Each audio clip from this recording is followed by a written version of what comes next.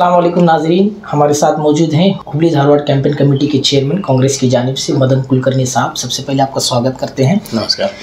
तो जैसा कि इंतखाबात करीब हैं और यहाँ की सियासत का तो आपको पता है कि बहुत कुछ चीज़ें सामने आ रही हैं, कई चेहरे सामने आ रहे हैं। तो सबसे पहले सवाल हम ये करते हैं कि कांग्रेस इस बार हुकूमत में आने के क्या कुछ चांसेस आपको लग रहे हैं? नहीं, इस बार कर्नाटक, जब तक कर्नाटक के सवाल है जी, 100% इस बार कांग्रेस का सरकार बनेगा और सबसे अच्छा सरकार बनेगा, ये दावे पे मैं बोल सकता हूँ। अच्छा, यहाँ की अगर हम बात करें तो अभी तक डिक्लेयर नहीं हुई है कैंडिडेट्स की लिस्ट, तो कब तक डिक्लेयर होने के चांसेस हैं?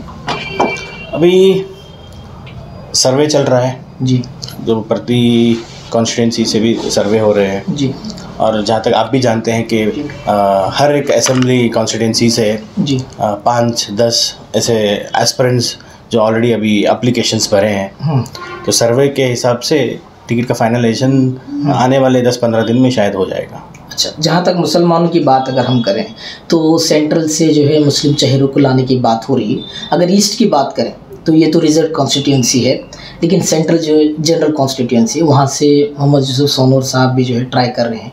तो क्या कुछ लगता है आपको कि क्या उन्हें मतलब फाइनल किया जाएगा?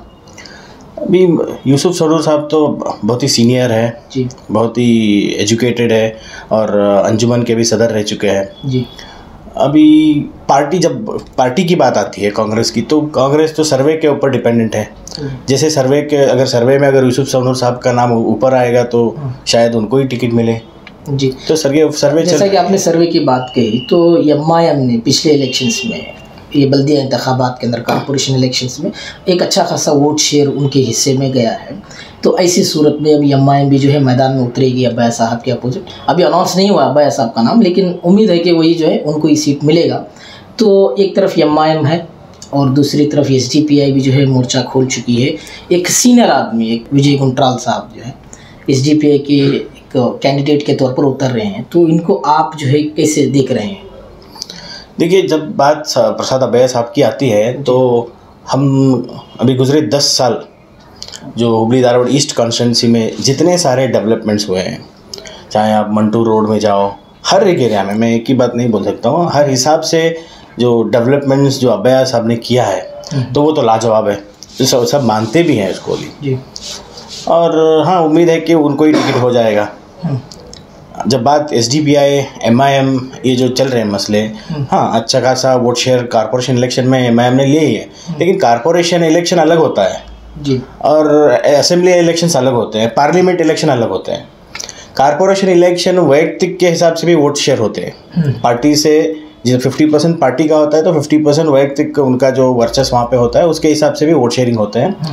जब बात असेंबली में होता है तो देखो, ये एमआईएम और एसडीपीआई यहाँ जो कंटेस्ट कर रहे हैं, आप भी जानते हैं हम भी जानते हैं कि ये तो इलेक्शन जीतने वाले तो नहीं है। ये जितने सारे वोट शेयर करेंगे ये तो 101% कांग्रेस के ही वोट शेयर लेने की कोशिश करेंगे। तो इनका मकसद क्या है? इनका मकसद जीतना नहीं है, इनका मकसद है कि कांग्रेस को हराना है। तो इनडायरेक्टली ये बीजेपी को हेल्प कर रहे हैं कि एमआईएम और एसडीपीआई बी और सी पार्टी है बीजेपी की, यही करना चाह रहे हैं। बी पार्टी आप बोल सकते हैं, क्योंकि ये तो यहाँ पे जीत नहीं सकते क्योंकि इनका बेस नहीं है।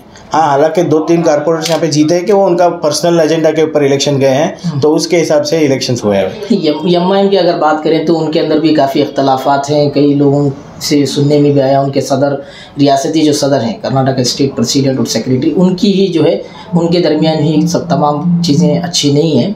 लेकिन अगर एसडीपीआई की बात करें तो एक कैडर बेस्ड है और फिर इनका जो मामला है डॉक्टर विजय गुंट्राल साहब का, ये पर्सनली भी जो है इनका जो है काफ़ी होल्ड है उनकी कम्युनिटी में। तो ये रियल थ्रेट हो सकते हैं, क्या आप इस चीज़ को मानते हैं? थ्रेट का तो मैं बात नहीं कर सकता हूँ, क्योंकि यहाँ तक प्रसाद अब्बाया साहब का जो काम करने का तौर और तरीका है, मैं ये डेवलपमेंट के अलावा कुछ और करते नहीं, क्योंकि हर चीज़ में इनका डेवलपमेंट है। हम पिछले 10 साल पहले का जो कॉन्स्टिट्यूंसी था, आप देख सकते हैं कि 2008 में जब हालरवी साहब थे यहाँ के एमएलए बने थे, तो वो 5 साल में क्या किए कॉन्स्टिट्यूंसी के लिए, तो हम ये भी इसको भी देखना पड़ेगा। और जहाँ तक कि 10 साल प्रसाद अब्बाया साहब इतने सारे काम किए यहाँ पे एक कम्युनिटी नहीं, हर कम्युनिटी उनको चाहता है कि हाँ इन्होंने काम किया है। जी। लेकिन उन अभी ये पॉलिटिक्स है, उनको हराने के लिए कोशिश कर रहे हैं, कांग्रेस को हराना है, बीजेपी को इनडायरेक्टली सपोर्ट करने के लिए अभी ये सब बाकी सब पार्टी से भी। लेकिन यहाँ 72 में तो मतलब बीजेपी से कोई स्ट्रॉन्ग कैंडिडेट अब तक नहीं दिख रहा है। नहीं, अभी तो उनका भी अभी फाइनल नहीं हुआ है, क्योंकि मैं जहाँ तक मैं देखता हूँ गोकाक साहब ट्राई कर रहे हैं और डॉक्टर क्रांति किरण ट्राई कर रहे हैं, और उनके पार्टी के जो एक्स MLA हालरवी साहब अभी ऑलरेडी JDS ज्वाइन हो चुके हैं, तो उनका भी अभी बीजेपी का भी कुछ गारंटी नहीं है कि कौन कैंडिडेट बनेगा। चूँकि इस कॉन्स्टिट्यूंसी में मुस्लिम बहुत ज़्यादा हैं, वो एक डिसाइडिंग फैक्टर हैं मुसलमान यहाँ के, तो ये 3 चीज़ें यहाँ पर हुई रिसेंट पास्ट में। एक तो ईदगाह मैदान का मामला है, उसका जो है हाथ से चला गया, एक तरह से मुसलमानों के हाथ से चला गया, और दूसरा जो है दरगाह को ये लोग बचा नहीं पाए, वो कुछ नहीं कर पाए, इस चीज़ को तो मानना पड़ेगा। और यहाँ के जो अरेस्टिंग्स हुए हैं, मतलब 1 साल होने आया है, अभी तक उनका रिलीज़ नहीं हुआ, तो ये 3 चीज़ें जो है यहाँ के मुसलमानों को बहुत परेशान कर रही हैं, उससे इनका एतबार में जो है कमी आ रही है। क्या आप इस चीज़ को मानते हैं? नहीं, मैं ये चीज़ नहीं मानता हूँ कि यहाँ के MLA ने कुछ नहीं किया, क्योंकि जब भी बात मुसलमान का विरोधी पे जो भी कुछ होता है, चाहे वो ईदगाह हो, चाहे वो बहरी को हमारा दरगाह हो, जो भी है, या जहाँ तक के जो अरेस्ट हुए जो लड़के लोगों का है, मैं सबसे पहले अगर उठ के कोई आवाज़ उठाया है तो वो हमारे MLA प्रसाद अबाया साहब हैं। उनके हाथ से जितना हो सकता है उन्होंने किया है, आज भी कर रहे हैं। अच्छा। लेकिन क्या है, अभी सरकार हमारा नहीं है। यहाँ पे जो स्टेट में बैठी सरकार है बीजेपी का, सेंट्रल में बैठी सरकार है बीजेपी का, ये लोग अपना जो हुकूमत का फ़ायदा उठा रहे हैं, फ़ायदा उठा के ये सब ऐसे कामों में हाथ डाल रहे हैं, क्योंकि इनको बीजेपी को दूसरा कुछ काम नहीं है। इनको बीजेपी के पास उनका फेस नहीं है कि हाँ हमने इतना डेवलपमेंट किया है, फेस तो उनका सिर्फ मोदी जी का फेस, मोदी जी का फेस है, मोदी जी का फेस। अभी 2 दिन पहले हमने देखा है कि MLA के बेटे रेड हैंड लोकायत के हाथ से जो करप्शन के केसेस में पकड़ा गए, ईश्वरप्पा जी का नाम एक सुसाइड नोट पे आ गया, जो उन्हीं का पार्टी का एक कार्यकर्ता था, जो कॉन्ट्रैक्टर था। 40% की कमीशन की जो सरकार की बात चल रही है, तो यहाँ के स्पेशली जब बात कर्नाटक की आती है, तो ये आप भी जानते हैं, हम भी जानते हैं कि कर्नाटक में जो ये सरकार बैठी है नाजायज़ है, कि ये इनका खुद के बलबूते पे ऊपर बनी सरकार नहीं है। ये कांग्रेस और जनता दल के MLA को खरीद कर बनी सी सरकार है। ये हम भी जानते, ये पूरा कर्नाटक या पूरा देश जानता है कि आज भारतीय जनता पार्टी अपने खुद के पास MLA नहीं है, दूसरे पार्टी के MLA को खरीद के सत्ता पे आना चाहते हैं। हम महाराष्ट्र देख सकते हैं, जो बाला साहब ठाकरे ने बनाया था शिवसेना, उसको ही छीन लिया इन्होंने। जो मध्य प्रदेश में कांग्रेस की मेजॉरिटी की सरकार थी, तो उधर ज्योतिरादित्य सिंधिया को डरा के धमका के या जो भी है ED IT ये लेके उनको वहाँ पे सरकार गिरा दी। यहाँ तक कि राजस्थान का भी उन्होंने कोशिश किया था। तो ये हर जगह पे उनका कोशिश यही रही है कि कैसे भी करके सत्ता पे आए, और चाहे अच्छे काम से या बुरे काम से, लेकिन इनका पास डेवलपमेंट का कोई फेज नहीं है। आज अगर बीजेपी को जीतना है, हिंदू और मुसलमान को लड़ाना है जी। जब हिंदू और मुसलमान को लड़ाएंगे तो इनका काम हो जाएगा। सिर्फ यही एक ही एजेंडा है, इसलिए वो बार बार ईदगाह के बारे में बात करेंगे, उसमें दखल देंगे, या मस्जिद हो, दरगाह हो, यही काम है। अब वो भी नहीं चल रहा है, तो ऐसे जो मुसलमानों का वोट कैसा डिवाइड हो, क्योंकि मुसलमान का वोट तो बीजेपी को नहीं जाएगा, तो एटलीस्ट बीजेपी को नहीं जाएगा तो किसी और को तो जाना है। डिवाइड हो जाएगा। डिवाइड एंड रूल पॉलिसी जो है ये बीजेपी करेगी। अच्छा।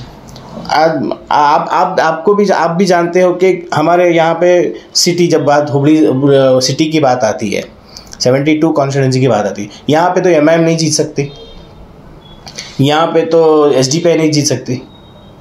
कैसे भी करके 5% हो या 10% हो, जो मुसलमानों का वोट डिवाइड हो गए, तो वो डायरेक्टली या इनडायरेक्टली बीजेपी को सपोर्ट हो जाएगा। इनको जीतना नहीं है, कांग्रेस को हराना है और बीजेपी को सत्ता पे लाना है, ये एक ही कोशिश रही है। अच्छा, चूँकि आप जो है कैंपेन कमेटी की चेयरमैन हैं, तो किस तरह कैंपेन चला रहे हैं आप, और गारंटी कार्ड के बारे में कुछ बताइए तफसीलात। देखिए, 2013 से 2018 जो सिद्धरामैया जी के नेतृत्व में जो सरकार थी, आप भी जानते हो, हम भी जानते हैं कि 165 जो गारंटी उन्होंने आश्वासन दिए थे, उसमें 158 पूरा किए। और वो एक ऐसी सरकार थी कि हर कम्युनिटी वालों को, ये ना ही एक ही कम्युनिटी करके नहीं, हर कम्युनिटी वालों को मदद हो, हर ज़रूरतमंद को मदद हो, ऐसी सरकार ने सिद्धरामैया साहब की सरकार थी। वो टाइम पे 7 kg राइस देते थे रेशन का, तो बीजेपी की सरकार है उसको 7 kg से घटा के 5 kg कर दिए। गरीबों को जो देने वाला अनाज तक भी इन्होंने कम कर दी। परसों सिद्धरामैया जी और हमारे पीसीसी के अध्यक्ष DK शिव कुमार जी है, इन्होंने मिल के अनाउंस किया है कि अगर इस बार हमारी सरकार आएगी तो 101% 5 kg से 5 kg नहीं 7 kg नहीं 10 kg का चावल देंगे। तो ये एक गारंटी स्कीम है, उस गारंटी कार्ड के ऊपर सिद्धरामैया जी की दस्तखत है और हमारे DK शिव कुमार साहब का भी दस्तखत है। 10 kg चावल। और दूसरी बात, हर घर को 200 यूनिट बिजली जो है वो फ्री में देने का गारंटी। APL नहीं सबको। और हर घर के जो यजमानी बोलते हैं ना लेडीज़, उनको 2000 रुपये महीना उनके अकाउंट में, ये तमाम को। अच्छा। ये 3 गारंटी अभी फ़िलहाल ये 3 गारंटी का कार्ड बनाया है। अभी प्रणाली के बन रहा है, मैनिफेस्टो बन रहे हैं। मैनिफेस्टो के चेयरमैन हमारे जी परमेश्वर साहब हैं, उनके नेतृत्व में मैनिफेस्टो बन रहा है। जब पूरा मैनिफेस्टो बनेगा हम फिर एक बार मिलेंगे, आपको पूरा मैनिफेस्टो का जो कांग्रेस आने वाली सरकार अगर क्या क्या काम करने वाली है, क्या क्या, वो सब आपको डिटेल में बताया जाएगा। जी, अभी यहाँ के मुसलमानों के लिए क्या कहना चाहेंगे आप, क्योंकि एक डिसाइडिंग फैक्टर है और आप कह रहे हैं कि इनका वोट डिवाइड किया जा रहा है, उसके लिए एज ए कैंपेन चेयरमैन आप क्या कहेंगे आखिर? मुसलमानों को मैं सिर्फ एक ही बात कहना चाहता हूँ कि मेरा परवरिश जो है, मैं सबसे ज़्यादा मुस्लिम्स मेरे फ्रेंड्स हैं। तो मुस्लिम्स बहुत इमोशनल लोग हैं। मुस्लिम्स को भड़काने का काम बहुत आसानी से हुआ जा रहा है। आज मैं मुसलमानों को सिर्फ एक ही रिक्वेस्ट करना चाहूँगा कि अगर मुसलमानों के साथ में, और हर कम्युनिटी, नॉट ओनली मुस्लिम्स, हर कम्युनिटी के साथ में अगर कोई सरकार या कोई पार्टी रुकती है तो वो सिर्फ़ और सिर्फ कांग्रेस पार्टी है। ये जो दूसरे पार्टीज़ है आके भड़काते हैं, चले जाते हैं, ये इनको मुस्लिम्स को मदद करना या मुस्लिम्स के साथ में रहने के लिए कुछ भी नहीं है। इनको सिर्फ क्या है, कैसे भी करके मुसलमानों का वोट डिवाइड हो जाए और इनडायरेक्टली या डायरेक्टली बीजेपी को हेल्प हो जाए।